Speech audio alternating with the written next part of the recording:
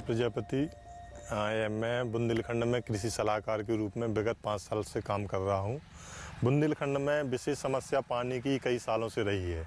आए दिन भी समस्या बढ़ती जा रही है। बुंदेलखंड के 13 ज़िलों में लगभग सभी जगह पानी की समस्या है, जिसके कारण आए दिन के यहाँ के जो भी खेती से रिलेटेड हमारे किसान हैं, वो खेती को मजबूरी में छोड़ते हुए कहीं ना कहीं बाहर पलायन करने के लिए मजबूर हो रहे हैं। मेरा नाम सुरेश कुमार वैद। मेरा नाम राजेंद्र कुमार कुशवाहा है। मेरा नाम लीला देवी प्रजापति है। मेरा नाम अरविंद कुमार यादव। हमारा नाम है भुवन देवी। चूँकि मैं खुद एक फार्मर हूँ और मेरे पिताजी दादा लोग भी खेती करते रहे हैं, पहले से आज की कंडीशन में ऐसा कि दिन प्रतिदिन हम लोगों की खेती की जो उपज होती है वो कम होती गई है, जिसके कारण मेरे परिवार की और मेरी आर्थिक स्थिति खराब होती गई। परंपरागत खेती में बारिश का बहुत बड़ी समस्या बनती है, क्योंकि जिस समय अपन बोनी करते हैं उस समय पे पानी नहीं गिरता है। पानी ना गिरने से कई बार ऐसा होता है कि पौधा जर्मिनेट ही नहीं होता है। जब जर्मिनेशन नहीं आता तो कई बार किसान को दोबारा बोनी करनी पड़ती है। शुरू में तो एक समस्या आती है, जब अपना हार्वेस्ट का समय आता है तब भी पानी अपने हिसाब से या फसल के हिसाब से नहीं गिरता है। तो उसमें मेजर प्रॉब्लम क्या आती है, जब अपन हार्वेस्ट करने जा रहे हैं तभी बारिश हो जाती है तो इस फसल को बहुत नुकसान होता है, क्योंकि इसको अपन रोक नहीं सकते। ये बहुत बड़ी समस्या होती है परंपरागत खेती में। जिस समस्याओं के साथ साथ एक तो खर्चा ज़्यादा हो रहा, प्रॉफिट कुछ होता नहीं है, और जिस वजह से हम लोगों को आज आधुनिक खेती की ओर बढ़ना पड़ रहा है। मुझे आधुनिक खेती में नेट के ज़रिए, इंटरनेट के ज़रिए नेट एफएम कंपनी के बारे में पता चला, जो कि एक इजराइल की कंपनी है। और नेट एफएम कंपनी मुझे इसलिए अच्छी लगी क्योंकि नेट एफएम में जो ड्रिपर होता है, ड्रिप में तो जो पहला ड्रिपर है और लास्ट का ड्रिपर, इन दोनों के जो पानी का डिस्चार्ज है वो बराबर समानता रहता है। मेरे कहने का मतलब ये है कि 1 एकड़ पे अगर 8 से 10 हज़ार प्लांट आते हैं अपने, तो 10,000 के 10,000 पौधों के पास बराबर पानी जाता है और बराबर खाद जाता है, जिससे हमारे 10,000 पौधे लगातार हमें फल देते हैं। कहीं भी ऐसा नहीं है कि कुछ पौधे फल दे रहे हैं, कुछ नहीं दे रहे हैं, तो उसमें हमें ज़्यादा से ज़्यादा प्रॉफिट होता है, ज़्यादा से ज़्यादा उत्पादन मिलता है। जी नेट एफएम में मुझे बहुत अच्छा लगा। आज का जो ये सर्वे है इंडो इजराइल MOU जो साइन होना है उसको लेके, आई थिंक अगर ये चीज़ होती है तो इससे किसानों को काफ़ी ज़्यादा हेल्प होगा। लो वाटर फार्मिंग लोग ऑप्ट करेंगे, जो बहुत ज़्यादा ज़रूरी है बुंदेलखंड जैसे क्षेत्रों के लिए। और जो हमारे चेक डैम्स वगैरह हैं उसमें भी आई थिंक ये लोग हेल्प करेंगे। सेकंड, जो पुराने तालाब हैं, पुराने कुएं सूखे हुए पड़े हुए हैं, एंशियंट चंदेलकालीन जो यहाँ पे कुएं हैं, तालाब्स हैं, उनका भी आई गेस रिवाइवल में काफ़ी हेल्प होगी। और सबसे ज़्यादा ज़रूरी ये है कि किसान को पानी कितना यूज़ करना है खेती के लिए, उसमें लोगों की अवेयरनेस बढ़ेगी। वो बहुत इंपॉर्टेंट है, क्योंकि उनको नहीं पता है कि कौन सी फसल के लिए हमें कितना पानी लगाना है। मतलब एक नॉर्मल गेहूं की फसल के लिए कितने पानी उनको चाहिए पड़ेगा, उनको इस चीज़ का अंदाज़ा नहीं होता है। तो इन सारी चीज़ों को लेके उनकी अवेयरनेस बढ़ेगी, उनके साथ काम होगा, तो पानी भी कई जगहों पे रोका जाएगा। आई थिंक हम लोगों को वाटर कंजर्वेशन के लिए सबसे ज़्यादा ज़रूरी है कि जब हम पानी की बात करते हैं तो पानी के संग संग मिट्टी भी पैरेलली चलती है। जहाँ पे हम मिट्टी रोक पा रहे हैं वहीं पे हम पानी रोक पाएंगे। तो इसलिए मेरे ख्याल से पेड़ लगाना बहुत ज़रूरी है। आसपास के जो नदियाँ हैं, नदियों के आसपास से लोगों ने पेड़ हटा दिए हैं, काट दिए हैं, या लोग पेड़ नहीं लगा रहे हैं। मेरे ख्याल से नदियों के और नहरों के आसपास हम लोगों को पेड़ लगाना चाहिए, जिससे वहाँ की मिट्टी रुके, और जितना वहाँ पे मिट्टी रुकेगी, पेड़ लगेंगे, उतना ही वहाँ पे पानी रुकेगा। वाटर जो ग्राउंड वाटर लेवल है उससे इंक्रीज होगा। Hi, my name is Dr. Lior Asaf. I'm the new water attaché in the Israeli embassy in New Delhi, India. Israel and India have a very close relationship, and following the decision by the government of Modi, they decide that Israel will designate a professional technical expert in the water sector to be the new first-time water attaché that promote the relationship in the water sector between Israel and India. I'm coming from a long career, mainly in the academic. I did a PhD in water resources management, and later on I work in the private sector 15 years all over the world, in Tanzania, in Africa, in Congo, Ghana, Angola, Kenya, and more. And as well in this region, in Sri Lanka, Central America, in Honduras, in Haiti, in Turkey, and many other countries. My work includes water resources assessment for both water supply for agriculture, water supply for cities, master plans for regional and for entire nation. Today I'm here in the Bundelkhand region that selected a few years ago to be a place for a new cooperative and cooperation between the states of Israel and India. In Bundelkhand region, the water are scarce. Following a climate change, there is a very low precipitation. In the last year, water availability reduced by more than 50%. Today we start the first step of the project by visiting in Ganga Valley and meeting with the stakeholder from the local community, the farmers, and the local technical people in the administrative level in the region that deal with water and agriculture and irrigation in the area. We are understanding that the solution cannot be copy-paste from Israel, but some of the model can modified and can be tailor-made to the condition here in the Ganga Valley. We think there is a way forward using efficient drip irrigation system, efficient crop and rotation, allowing the farmer to have a larger income throughout the years, and using advanced water management solution both on groundwater as well as surface water, and combine the engineering knowledge with the agronomical knowledge, and to build a resilient system that can supply water through year around and allowing 3 crop rotation instead of 2 rotations at these days. This result with greater income to the local farmer, with greater resilience for the system to supply water even in drought years when there are less water from natural resources, and overall to achieve a goal of sustainable income and sustainable agriculture here in Bundelkhand region that considered to be one of the affected and the less provided region in India. मेरा नाम शोभित कुमार है। मैं नेटाफेम irrigation को present करता हूँ। यहाँ पे Bundelkhand area में जो फ्लड इरिगेशन के द्वारा ये पारंपरिक खेती करते थे, ठीक है, फिर यहाँ पे आके जो हम लोग ड्रिप इरिगेशन का यहाँ पे प्रचलित किया और स्थापना कराई, ठीक है। ये हमारा जो ड्रिप इरिगेशन है उसका ये हेड यूनिट पार्ट है। ये हाइड्रोसाइक्लोन फिल्टर है जो हमारे पंप के द्वारा जो सैंड आती है उसको यहीं पे रिमूव कर देता है, और फिर उसके बाद जो भी बालू हमारी छोटी पार्टिकल जो भी आगे बढ़ जाती है तो हमारा ये जो स्क्रीन फिल्टर है वो इसको रिमूव करता है।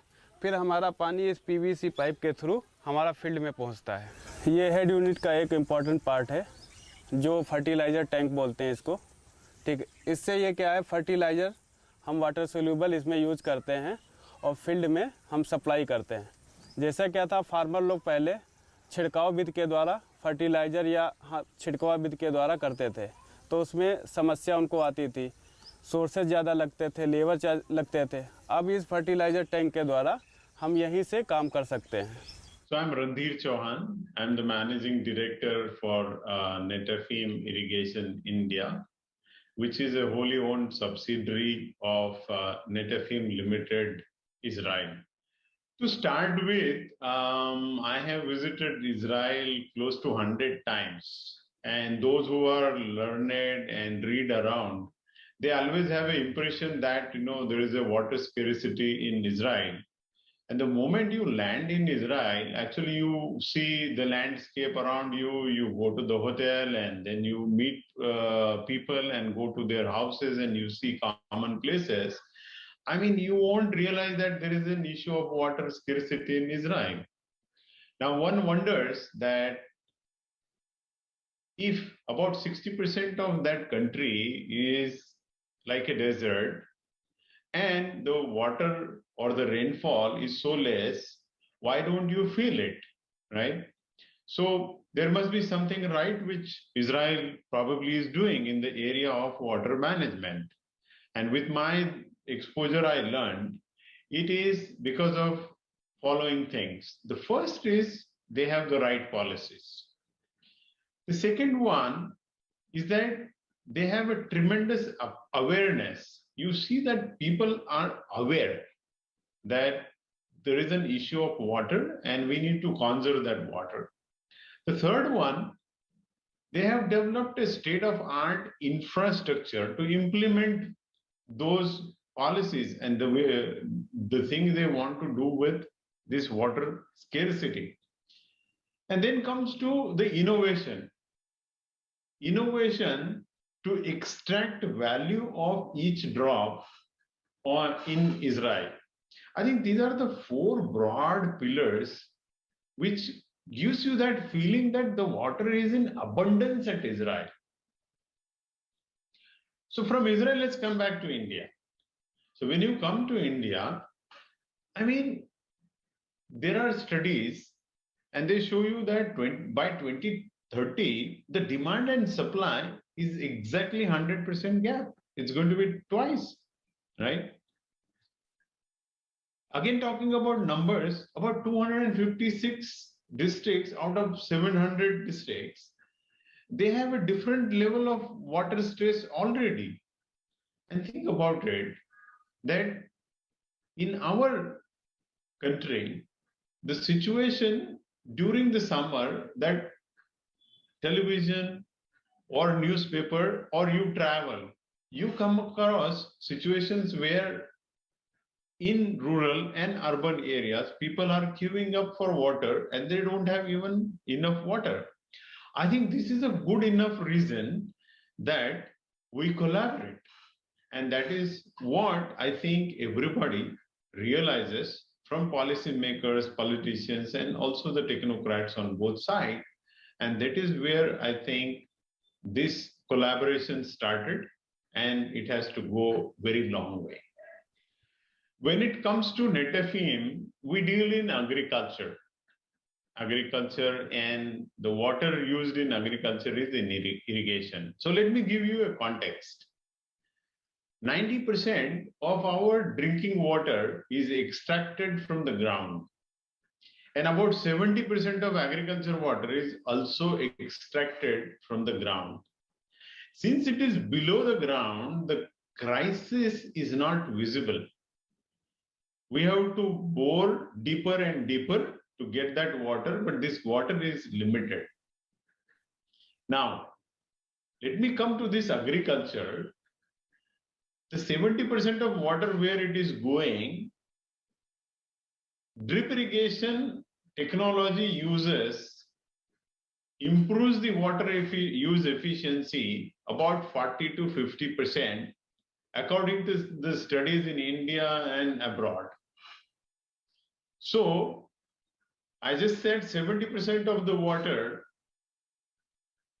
gets used in agriculture. Think about it. If you improve that efficiency even by 20, 30, 40%, it's a very, very significant impact it would create on the usage of water and make that water available for other areas. And this is what we have been doing country after country after we started in Israel in 1965. So we came to India about 25 years back, and we have reached to we reach every year about 1 lakh farmers.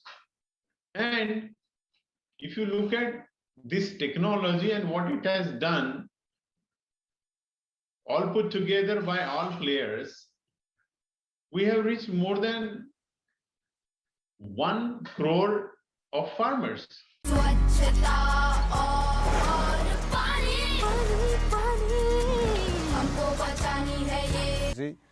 Shri Mahendra जो कृषि वैज्ञानिक हैं, उनके द्वारा हमारे लिए जो है बताया गया कि आप जो है ये खेती छोड़ के सब्जी की खेती कीजिए, उसमें ज़्यादा प्रॉफिट होगा। तो पिछली वर्ष उन्होंने जो है हमारे यहाँ तिवारी जी का नंबर दिया, तिवारी जी के द्वारा नेटाफेम ड्रिप लगाया गया। तो हम मिर्च है, टमाटर है, बैगन है और शिमला मिर्च है, इसकी जो है सब्जियां तैयार की। इसमें हमको बहुत ज़्यादा जो है प्रॉफिट हुई। इसलिए इस वर्ष भी मैंने जो है दूसरा नेटाफेम का ड्रिप लगवाया और आगे चल के पिछली वर्ष 4 एकड़ में किया था, इस वर्ष 9 एकड़ में कर रहा हूँ। अच्छी जो है उम्मीद भी है कि आगे चल के हमारी खेती अच्छी होगी, हम सफल किसान बनेंगे। तो पहले की मैं जानता हूँ कि मेरे देखते देखते ही पहले मैं पारंपरिक खेती करता था, जो कि क्यारियों में लगाते थे खेतों में नॉर्मली तरीके से, और उनमें भी बहुत ज़्यादा मेहनत होती थी, कुछ भी करना पड़ा, पानी भी ज़्यादा लगता था। लेकिन मतलब अगली साल से मैंने जो ड्रिप की पद्धति अपनाई है उसमें मुझे बहुत सारा प्रॉफिट हुआ। सबसे पहले तो मैं बताना चाहता हूँ पानी की बचत ज़्यादा है उसमें, पानी की बचत और मेहनत भी कम है, और लंबे समय तक इसकी खेती चलती है। पहले की खेती में 1-2 महीना काम मिला तो 120 रुपया मिलती। जब से कछुआरे लग गए, जब से 10 महीना काम मिलते हैं 200 रुपया हो गए।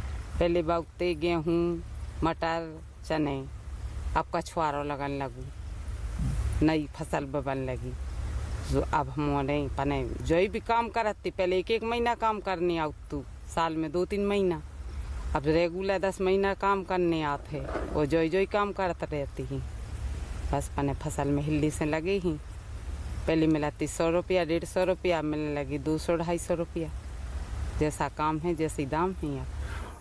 Hello, I am V.K. Upadhyay, Director Groundwater Department, Uttar Pradesh.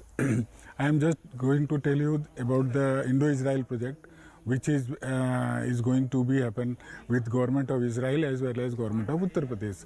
तो अभी क्या है कि अभी ये इजराइल वाले लोग आए हुए हैं। हम लोगों ने ये बुंदेलखंड में जो समस्या थी, जैसे कि यहाँ पानी की समस्या है, यहाँ हार्ड रॉक एरिया है, यहाँ पानी की रिटेंशन कैपेसिटी बहुत ही कम होती है। तो इस वजह से क्या होता है कि पानी जब हम निकालना शुरू करते हैं मानसून के बाद, तो बहुत जल्दी कुएं, ट्यूबवेल सब सूख जाते हैं और खेती के लिए पानी उपलब्ध नहीं होता। इसलिए हम लोगों ने सोचा, यूपी गवर्नमेंट ने ऑफ कोर्स इजराइल के साथ, कि इजराइल चूँकि बहुत ही एडवांस है इस संबंध में, वाटर ट्रीटमेंट के लिए, अपने पानी के लिए विश्व में जाना जाता है, तो यूपी गवर्नमेंट ने इजराइल गवर्नमेंट के साथ सोचा कि एक हम लोगों ने इनके साथ 20 अगस्त 2019 को हम लोगों ने इनके साथ एक MOU साइन किया है कि ये अपनी टेक्नोलॉजी लेके आएंगे और हमारे इस एरिया को बताएंगे कि हम क्या ऐसी टेक्निक यूज़ करें जो कि हमारे लिए पानी पूरे साल तक उपलब्ध हो। अगर हमारे पास पूरे साल तक पानी उपलब्ध होगा तो हम एक और चक्र का पानी खेती यूज़ कर पाएंगे और उसकी वजह से हमारे किसानों की खेती और उनकी आमदनी बढ़ेगी। इस वजह से इस गंगावली विलेज को एक मिनी प्रोजेक्ट के रूप में, मिनी पायलट प्रोजेक्ट के रूप में सेलेक्ट किया गया है और इस वजह से हम लोग यहाँ आए हैं। इजरायली टीम भी आई हुई है। इनमें हम लोगों ने एक इनकी इजरायली कंपनी है पेलजी मैन, उसको हम लोगों ने सेलेक्ट किया है इस काम के लिए, ऑफ कोर्स इसराइल सरकार के सहयोग से। वो भी यहाँ आए हुए हैं। हम लोगों ने सुबह से पूरे क्षेत्र में घूमा है, देखा है कि इसमें क्या समस्या है, इसमें क्या किया जा सकता है। गाँव वालों से भी बात हुई है, आप लोगों से भी बात हुई है, उससे ये लोग बड़े उत्साहित हैं, हमारे प्रैक्टिसेस को अपनाने के लिए तैयार भी हैं और हम भी बड़े उत्साहित हैं कि आने वाले समय में हम इस क्षेत्र में पानी की समस्या को बहुत हद तक दूर कर पाने में सफल होंगे। तो इस प्रोजेक्ट के लिए सबसे ज़रूरी क्या है कि हमारे जो कम्युनिटी पार्टिसिपेशन है वो बहुत ज़रूरी है। इसके बिना कोई भी प्रोजेक्ट धरातल पे सफल नहीं हो सकता। हमारे जो पुराने किसान हैं, जो वृद्ध किसान हैं, हो सकता है कि वो इस नए ट्रेडिशन को न अपना पाएँ, लेकिन हमारे जो युवा हैं इनको आगे आना होगा। वो बहुत इंथुजियास्टिक हैं, उनके अंदर जोश है। उन लोगों ने ये हमें प्रॉमिस भी किया है कि हम इस चीज़ को अपनाएंगे और अगर धीरे धीरे करके कुछ लोगों को जब इससे फ़ायदा दिखेगा, जब इस नई तकनीकी को, नए बीज को अपनाने से, नए पद्धति को अपनाने से फ़ायदा होगा, तो धीरे धीरे सारे किसान स्टेप बाय स्टेप आएंगे। ये सही बात है कि ये कोई रॉकेट साइंस नहीं है, कोई क्रांति नहीं होने जा रही है। इस चीज़ को हम स्टेप बाय स्टेप अपनाएंगे और मुझे पूरा विश्वास है कि आने वाले समय में ये गांव, ये प्रोजेक्ट एक ऐसा होगा कि लोग दूर से आएंगे, इसको देखेंगे और अपने एरिया में भी जाकर के इसको अपनाएंगे। मुझे पूरा विश्वास है इसके। जिस तरीके से वो लोग बता रहे थे, तो अगर वो उस तरीके से प्रोजेक्ट यहाँ लगाते हैं तो हमें ये आशा है कि भविष्य में निश्चित तौर पे कुछ ना कुछ लाभ तो मिलेगा। और पानी ही किसान के लिए मेन है और पानी अगर पर्याप्त मात्रा में मिलता है तो स्वाभाविक है कि हम लोग 2 फसलें लगा रहे हैं, आज हो सकता है कल 3 लगाएं। तो आशा तो है। वो लोग वहाँ से आए हैं, गवर्नमेंट कोशिश कर रही है, तो स्वाभाविक है कि वो अच्छे के लिए कर रही होगी हम लोगों की। So last and not least, I would like to say to the citizens and the public in India. That water is not only issue for the government and for the political figure. You and yourself and all your family and everyone that hear this program should encourage water conservation in their home and yard and promote education and awareness of the public. We need to come together and remember, Pani Bachao, Bharat Ko, our Samadrij Banao.